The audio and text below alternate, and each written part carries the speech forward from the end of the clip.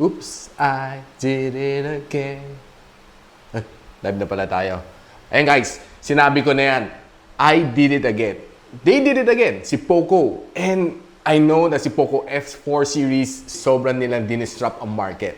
Lahat ng mga kalaban halos hindi makapag-match sa price, sa specs ni Poco F4. And I believe that they did it again dito sa Poco F5 series. And today, pag-uusapan natin in this video, one of two na F5 series nilabas. This one is the Poco F5 Pro. The best among the two phones na nilabas sila. And tatalakayin natin from head to toe everything na gusto nyo malaman before you buy this phone. Tara, simulan natin. Hi guys, ako series mo ng Gadget Sidekick and welcome back to my channel. So this is the prevailing price na itong Poco F5 Pro. Ang 8256 has a price tag ng 26,999. Ang 12256 has a price tag of 28,999. And the 12512 has a price tag ng 30,999. Lahat sila meron sila special early bird rate, less 3,000 pesos. So kita nyo initially ang ganda na ng offer. But before natin talakayin ng husto itong phone na ito, check this unboxing. So guys, unbox na natin right now ang Poco F5 Pro. And at the side, ito yung mga prints na makita natin. And ang meron natin is the 12 GB RAM and 256 GB ROM na color black. So buksan natin. Poco. May SIM ejector tool tayo. Some documentation. Jelly case. So even Pro version siya right now, plastic na lang ang loob niya. So kita natin, here are some quick specs. Saan natin? Looks nice. Ganda kanyang black this time. Other things inside, Type-C cable. And ang 67 watts na fast charger ni Xiaomi. So let's take a quick look sa kanyang design. Here is the camera setup sa likod. And you can see yung gitna niya is shiny. And yung gilid niya is carbon fiber finish. Pero overall, shiny pa rin siya. So expect fingerprints sa likod. So what they have sa ilalim, ang loudspeaker, Type-C port, microphone in, of course, ang SIM tray. Quickly ejecting it. Long 5G na nano SIM slot. Sa ibabaw, we have your second loudspeaker, IR port, and of course, your noise cancelling mic. And on this side, we have your volume rocker and of course, your power button. On the other side, it's pretty clean. Then we have your punch hole na front-facing camera. So normally, ang Poco F series is the flagship series na meron ni Poco. F probably means flagship. Probably hindi naman na meaning the flash or whatever. Most likely for me, it's flagship level. Kasi ang F1, yun ang pinaka-first ever phone ni Poco, which really took the market by storm. And ang dami naghahanap ng Poco F1 then right now, kita natin sa Poco F5, they still continue yung legacy nila na flagship level like na phone at a very budget-friendly price point. Ang processor nito phone na ito is one of the most powerful chip na meron ni Qualcomm, which is Snapdragon 8 Plus Gen 1, gawa ni TSMC. So expect natin pagdating sa mga thermals and everything, pag performance, it should be way better than yung mga gawa ni Samsung. So pag tinignan mo siya sa benchmarking na AnTuTu benchmark, 1.04 million points ang meron na dito. And kung binigdown mo siya, this is the score that you'll be getting.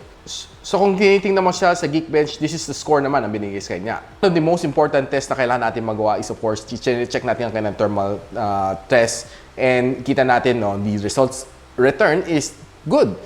And ginawa ko to for 6 cycles na 50 minutes each. And well, almost the same naman ang kanyang results.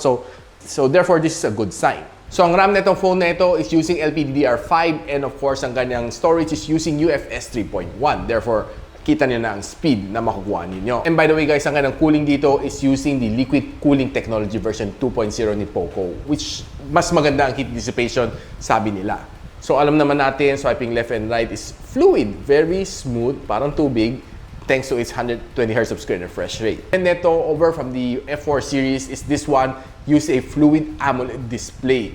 This is 6.67 inch ang screen size. And this is the first time na ginamit ni Poco itong technology na ito. Meron siyang touch sampling rate na 480 Hz and of course, it has a 120 Hz of screen refresh rate. Ang kanyang maximum brightness is at 1,400 nits. Definitely good under the bright sunlight. And ang kanyang maximum brightness is at 1,400 nits, which definitely is good under the direct sunlight. Now, itong phone na ito, sa harap, it's being protected by the Corning Gorilla Glass 5, and sa gilid, it's plastic frames, and sa likod niya is plastic back finish. But, ang ganda ng likod niya, so I can say it's looking like glass stick. You can see dito sa gilid, mukha siyang carbon fiber, and dito, mukha siyang, well, semi-mirror finish, which looks great. Well, which looks great, pero puro fingerprints nga lang abot mo.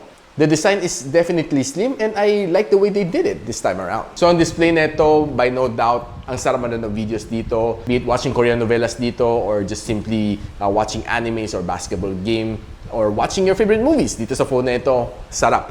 Dahil the black is blacker, the colors are punchy, ang ganda na experience dito sa phone na ito. Even watching with your barkada or your family, it's a good experience. Now, itong phone na ito has dual speakers. So, listening to music on Spotify, YouTube Music, okay ang kanyang sounds. But I want to show you na gano'ng kaganda ang kanyang sounds. Pakinggan nito.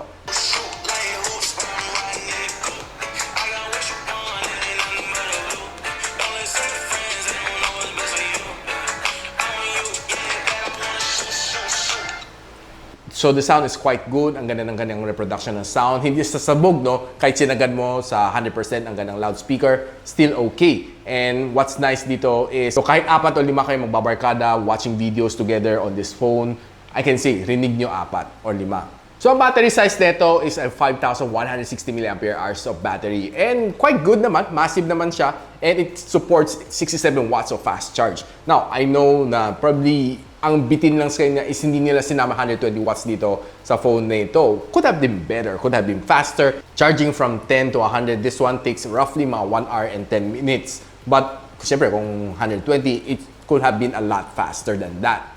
Now, another first din dito sa kanya is that it supports wireless charging. And for the first time, ang phone ni Poco nagsusupport na ng wireless charging. This one supports 30 watts na wireless charging. Just use any Qi charger na 30 watts, kayang-kaya na i-support. Or if you have Xiaomi na wireless charger, better. Now, what I love about this phone is that kaya na magbigay ng roughly 16 hours na screen on time. Meaning, makuna tong phone na ito when it comes to battery management. It can, and I believe that you can use this for 2 days if you can manage the battery really, really good. But based on my personal experience using this phone, tumagal naman siya sa akin near mga a day and a half. But of course, I do play games and of course take some photos and use some video chats dito. So most of the time, naka-mobile data ko, so medyo mas matakaw ang battery. But siguro kung 24/7 ka, naka-Wi-Fi, I think 2 days kayang-kaya niya. Sa akin, na personal experience ko, 1.5 days kayang-kaya niya. One of the things na masarap gawin dito is for sure gaming. So, Snapdragon 8 Plus Gen 1 and kita natin, no, yung kanyang thermals is really good. So, nilagyan naman natin sa test to, nilaro natin Call of Duty Mobile and Genshin Impact. So, sa Call of Duty Mobile, like any phones na may 8 Plus Gen 1, maning-mani, sisyo na sisyo. So, kita natin sa gameplay, it's really a breeze and ang touch niya is very responsive. I love it kasi ang ganda ng color reproduction dito sa phone na ito. The black is blacker and it's really a nice experience playing this game for roughly 1 hour non-stop. Okay siya. And what's nice is hindi sobrang uminit tong phone na ito. Roughly at lang mga 39 to 40 degrees Celsius ang max na na-achieve na itong phone na ito. Playing Call of Duty Mobile. So heading into Genshin Impact ng phone na ito, I can see na nag-perform din siya na maayos and I was able to put this one into the max setting, 60 frames per second. Then nilagay pa natin siya sa game tour mode ng gaming boost na mode. So lahat sinagad natin and nilaro natin for the first 15 minutes. Okay siya, smooth naman. When it comes to after 15 minutes towards the 30th minute mark, makita natin na still okay ang kanyang gaming performance. Wala naman masyadong pansin na lags, if ever man, very, very minimal. So, nilabanan naman natin mga boss, nilabanan naman natin mga, mga maliliit na kalaban, okay naman. Wala naman feel na lag. And especially when you're strolling around and swimming, which is one of my favorite thing to do dito sa Genshin Impact is mag-swimming. So, okay, very, very smooth na itong game na ito. So expect mo other games like Tower Fantasy, ML, PUBG, they should perform the same. Smooth dito sa Poco F5 Pro. So now it's time to put the camera to a test. Itong Poco F5 Pro, it has triple camera setup, 64MP na main camera sensor, then sinundan din siya na 8MP na ultra-wide lens and a 2MP na macro lens. And sa harap niya, it's a 16MP na front-facing shooter. Ang rear camera nito can support recording up to 8K 24fps and ang kanyang front camera can support up to 1080p and 60fps. Now, bringing this phone outdoors, nilaro natin siya ng husto and was able to take some really nice photos on outdoor settings. Ang ganda, yung mga green niya is green. There are sometimes sa ibang Xiaomi phones, makita nyo quite oversaturated ang kanyang color, but this one, more of the natural side okay siya, and I really love the color reproduction dito sa kanya. But of course, there are sometimes yung blue niya is bluer than the usual, but overall for me it's still okay. Ang ganda ng kanyang there are some building shots dito na kinunan natin, makita natin yung definition sa sky, yung sa clouds especially, maganda. Kitang-kita, especially when you zoom it in. Very nice and fluffy. Unlike yung mga iba, mapapansin mo, no, parang isang chunk na color white na hindi mo maintindihan. This one, makita mo pa rin ang kanyang definition. Hinay natin ang ultra-wide lens niya and normal lens and zoom lens. Okay, everything was quite okay. Except that siguro yung color ng ultra-wide lens and ng kanyang normal lens is a little bit different. Hindi pareho ang timpla nila ng color. Now, on some indoor low light, I was able to take in some of this really nice shot din. Kahit low light siya, maganda ang kanyang reproduction ng mga colors. It was sharp. Okay. Maganda ang kanyang camera when it comes to indoors. And taking some food shots, I can say it's yummy. It looks yummy. And ito, naka-on naman ng AI niya. So, na-detect naman niya is food. So, medyo in-enhance siya ng konti to make it look a little bit yummier than, well, what I see in person. And I was able to take in some product shot din dito, ng mga sneakers. It's really good. Pwede pang commercial. No? Tinry ko rin kumuha ng night shot and this one was okay. Probably not the best na nakuha ko on any Xiaomi phones pagdating sa night shot. But for me, it's just okay. Itong night shot when you're using Poco F5 Pro. Now, pagdating naman sa front-facing camera, taking some of the selfies outdoors, I can say okay. But so most of the time, mapapansin mo yung mga background mo namumuti. Medyo nawawala yung mga image sa likod. That's probably one of the limitation ng kanyang camera. Lalo na kung medyo maliwanag ang araw, mapapansin mo, the performance is not that good. But kung tama lang lighting and some of the indoor shot and some of the outdoor shot na tama lang lighting, yeah, it was able to get me some nice shots dito sa front-facing camera. So, nilaro ko rin naman kanyang video camera, the front one and the rear one. So, check out some of the samples na nakuha natin.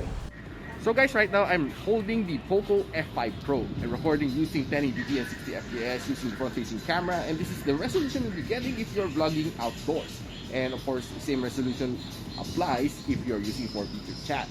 And the audio is recorded using the default microphone, so, well, what can you say? So guys, this is the all-new Poco F5 Pro, and right now I'm shooting at 1080p and 60 fps using its front-facing camera. And right now I'm indoors, and this is what you'll be getting if you're vlogging using this phone. And the quality is pretty nice, and it's, well, for me, it's kind of stable. And of course, the audio is using the default microphone. What can you say?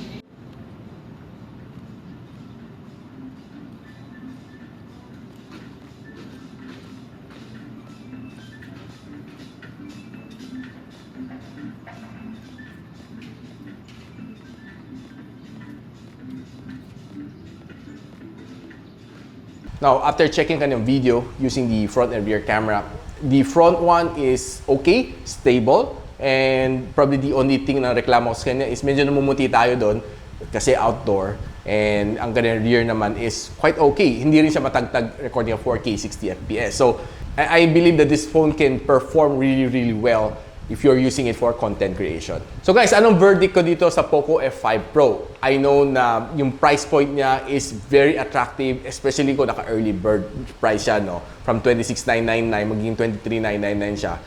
And the stocks, I believe, is quite limited. Therefore, if you have the chance na makapagkuha nito phone nito at that price point, 23,999, I think it's one of the steal na makukuha nyo for 2023, having all of these specs. Ang ganda. Probably the only thing na masasabi ko na medyo nadismaya ako sa kanya is, of course, ang kanyang charger. Could have been 120. Siguro, just my wishful thinking na sana sinama na nila. Well, I'm not asking for 210 or 300. 120 is quite good enough for me. Kasi, pagpasok mo ng CR, si-charge mo to, paglabas mo ng CR mga after 20 minutes, full charge na. It's a good one for me. It's a really, really good feature para sa akin personally. Guys, kung gusto nyo malaman kung saan nyo pwede mabili itong phone na ito, si Poco F5 Pro, I'll be linking on the description box below. And of course, don't forget to check out my review ng Poco F5, ang kasabayan nitong Poco F5 Pro na lumabas during the launch. And so if you like this video, guys, don't forget to like, subscribe, and of course, hit nyo na rin bell icon para nyo miss mga future uploads dito sa aking channel. And so, ako para si Richmond, and you're watching Gadget Sidekick. What's up? like and subscribe to my channel. Don't forget to hit that notification bell. For one of my latest uploads, click the dito. And for one of my popular uploads, click here.